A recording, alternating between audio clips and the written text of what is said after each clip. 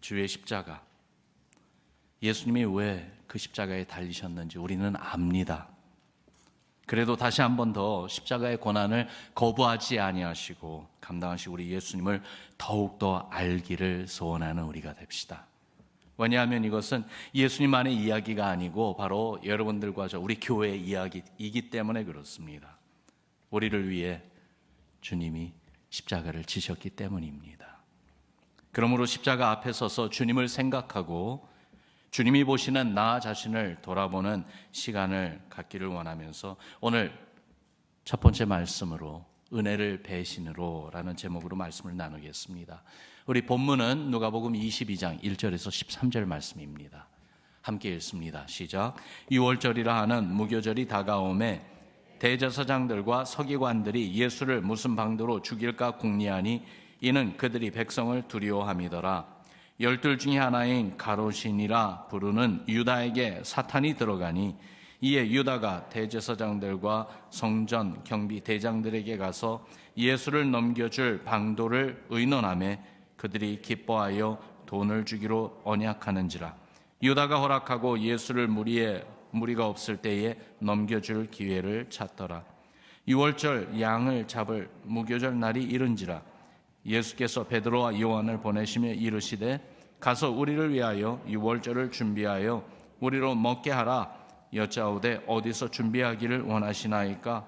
이르시되 보라, 너희가 성내로 들어가면 물 한 동이를 가지고 가는 사람을 만나리니 그가 들어가는 집으로 따라 들어가서 그 집 주인에게 이르되 선생님이 내게 하는 말씀이 내가 내 제자들과 함께 유월절을 먹을 객실이 어디 있느냐 하시더라 하라.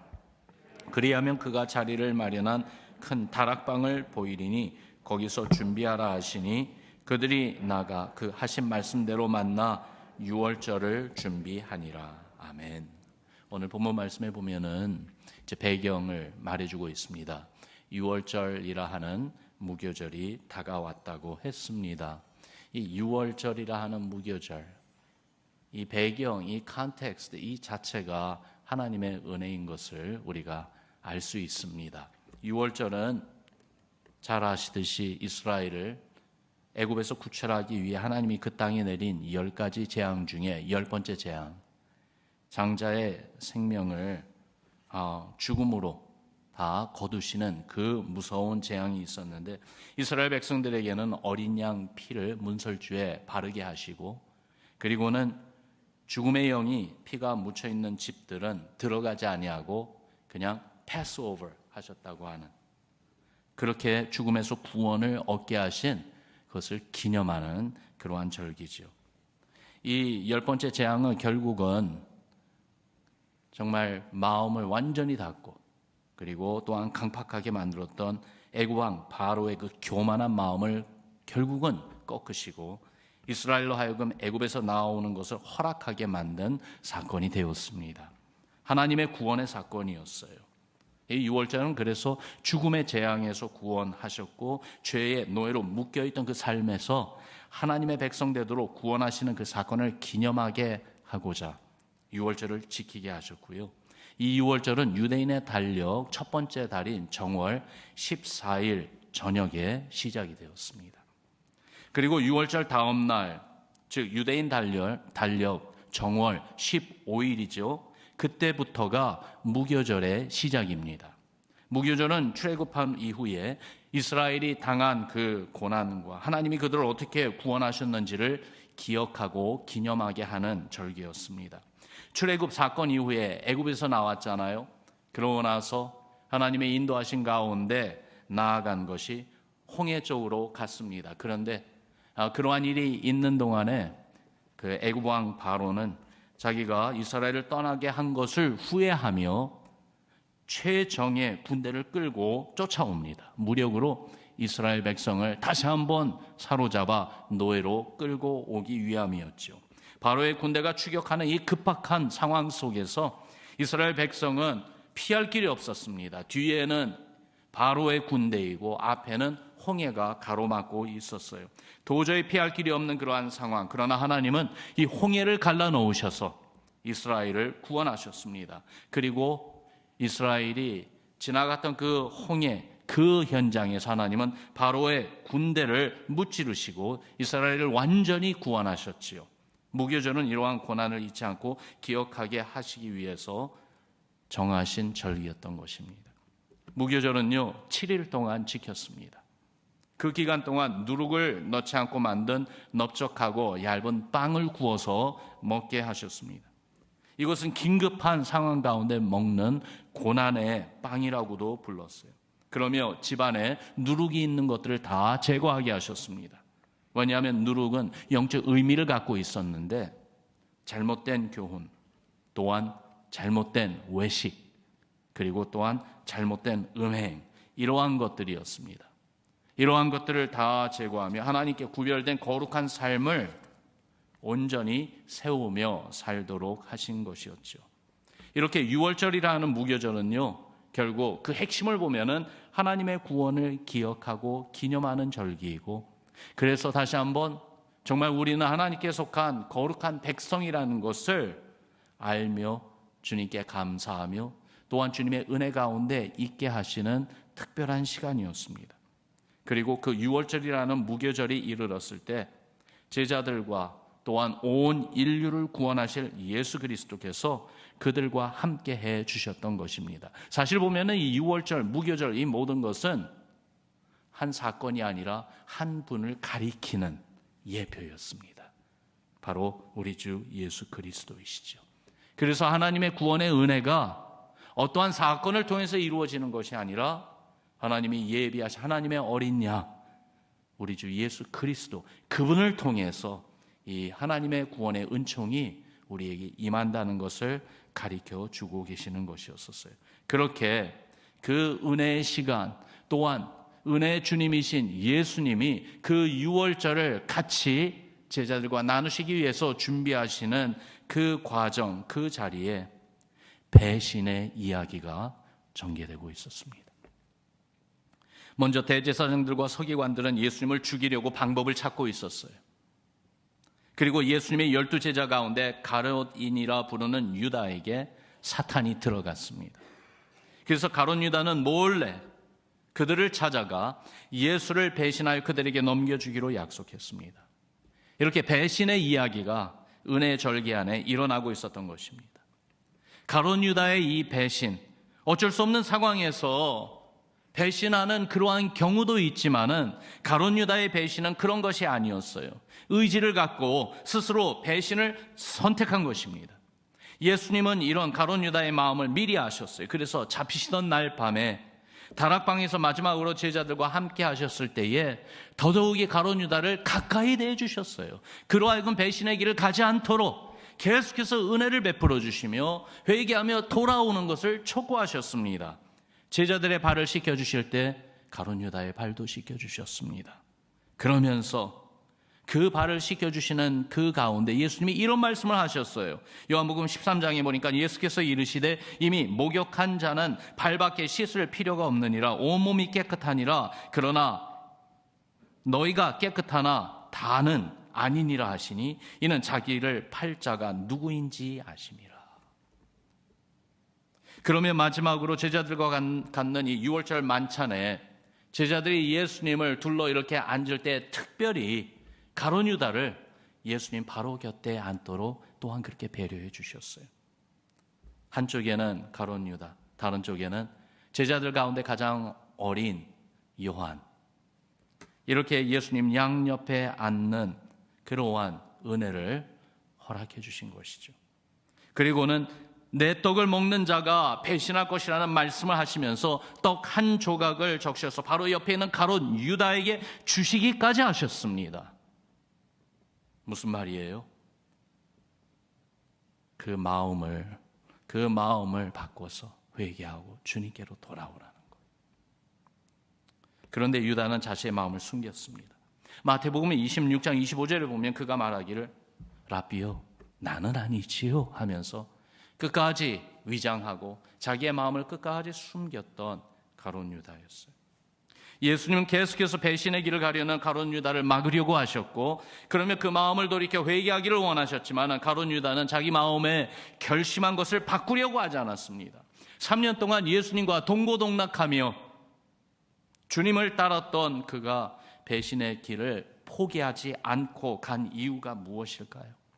마지막 순간까지 예수님은 그의 배신을 막아주시려고 했고, 그러며 그가 돌아오기를 원했지만은 그는 자기가 선택한 길을 포기하지 않고 결국 예수님을 팔아넘긴 그 이유는 무엇일까요? 말씀을 통해 한 두 가지 클루를 우리가 보게 됩니다. 첫 번째는요, 예수님에 대한 자기 생각을 끝까지 내려놓지 않았기 때문입니다. 가룟 유다는 예수님이 유대인의 메시아이시기를 원했습니다. 그가 생각한 유대인의 메시아는 강한 자입니다. 필요하다면 정치적인, 군사적인 그러한 힘도 보여줄 수 있는 능력의 메시아였습니다. 예수님을 따라다니면서 가룟 유다의 마음을 흥분하게 만드는 그러한 일들을 보았습니다. 오병이어의 기적, 그리고 병자들과 귀신 들린 자를 고치는 능력, 성경 말씀을 전하는 권세 있는 그 모습, 백성들 눈에는 로마 집권자들과 다름없는 대제사장, 바리새인, 서기관들을 압도하시는 예수님, 그래서 군중이 종려나무를 가지고 나와 호산나 부르며 맞이하는 그 예수님, 바로 그분이 가룟 유다에게는 자기가 기대하고 바랐던 그 메시아였습니다. 그런데 그러한 예수님에게 가까이 다가가서 주님이 하시는 말씀을 들을 때마다 계속 그를 깜짝깜짝 놀라게 했던 것은 예수님은 십자가를 지시겠다고 말씀하십니다.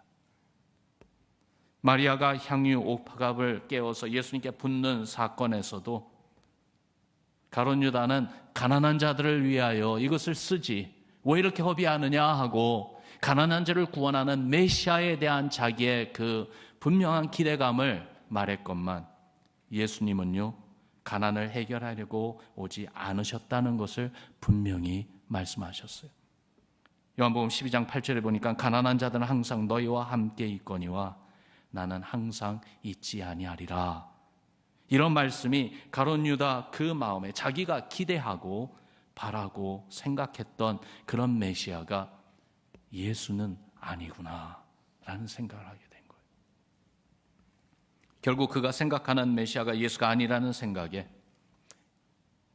예수를 버리게 된 것이고, 예수를 팔아넘기는 배신까지 가게 된 것입니다. 그것도 이제는 아무 가치 없는 한 사람, 이제는 종, 노예 한 사람의 몸값밖에는 안 나가는 그러한 존재로 말입니다. 그래서 제사장들에게 예수를 팔아넘길 때에 그 당시에 노예 한 사람의 몸값인 은 30냥을 받고 예수를 넘겨버립니다. 한 가지 흥미로운 사실은요, 성경에 가룟 유다가 말한 기록이 많지는 않지만 그가 예수님을 부를 때에 예수님을 향해 주여라고 부른 기록이 없어요. 오히려 가룟 유다는 예수님을 뭐라고 불렀는가, 기록된 내용을 보면 그는 예수님을 늘 랍비요 그렇게만 부릅니다. 무슨 뜻일까요? 주님이라는 것은 자신의 존재 자체의 그 운명을 정하는 분인데, 그러나 선생님은 자신이 필요한 것을 알려주고 가르쳐주는 사람일 뿐입니다. 가룟 유다에게는 예수님이 그의 랍비였지 주님은 아니었던 것 같습니다. 그만큼 자기 기준, 자기 생각으로 판단하고 살았던 것이죠.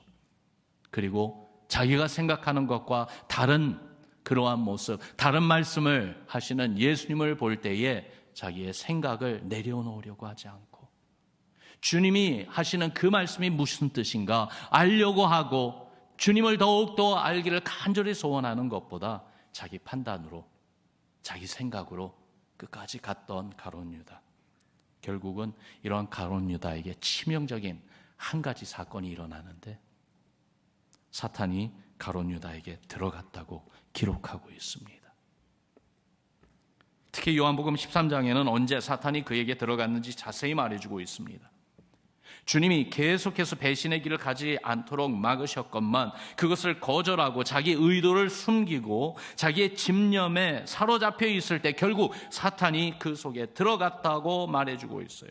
그 말이 무슨 말이냐면, 이제는 원수 마귀 사탄의 조종 아래, under the control of the devil, 사탄의 조종 아래 있게 되었다는 것입니다.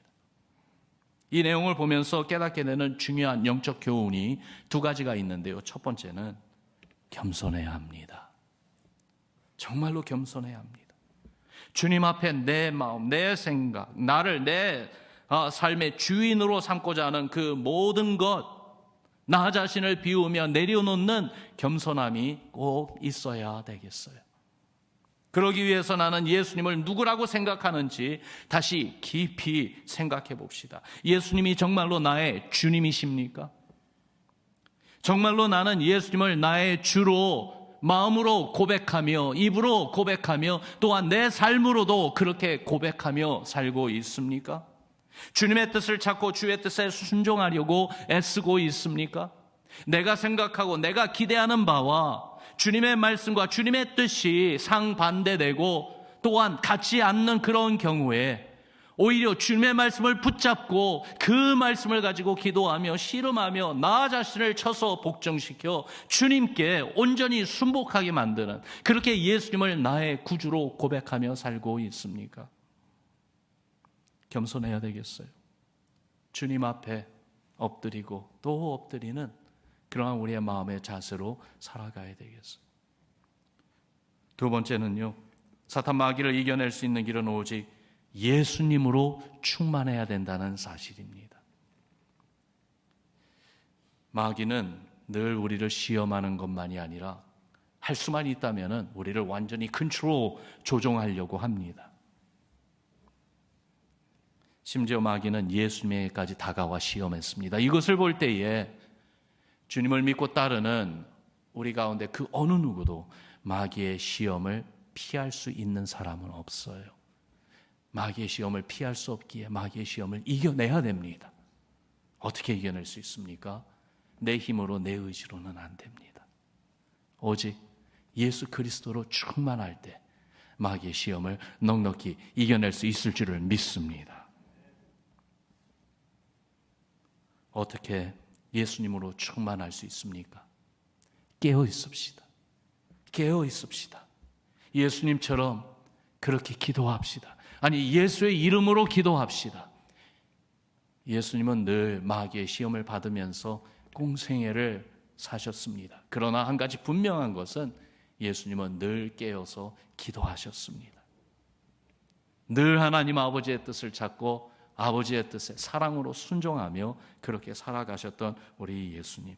이 예수님으로 충만하기를 소원하고, 그래서 기도할 때마다 다시 한번 예수님으로, 예수 그리스도의 영으로 내 마음, 내 영혼, 내 삶에 더욱 가득하게 하여 주옵소서 하는 이 간절한 기도가 우리에게 있기를 주의 이름으로 축원합니다.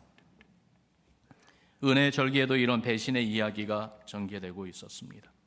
아니, 은혜를 베풀어 주시는 예수님 앞에서 계속해서 배신의 길을 가겠다고 고집한 가룟 유다가 있었습니다. 이것이 우리에게 교훈이 되기를 바라요. 은혜를 은혜로 받고 은혜를 감사와 겸손 그리고 사랑과 섬김으로 보답해야 되겠어요. 어느 경우에도 은혜를 배신으로 갚아서는 안 되겠어요.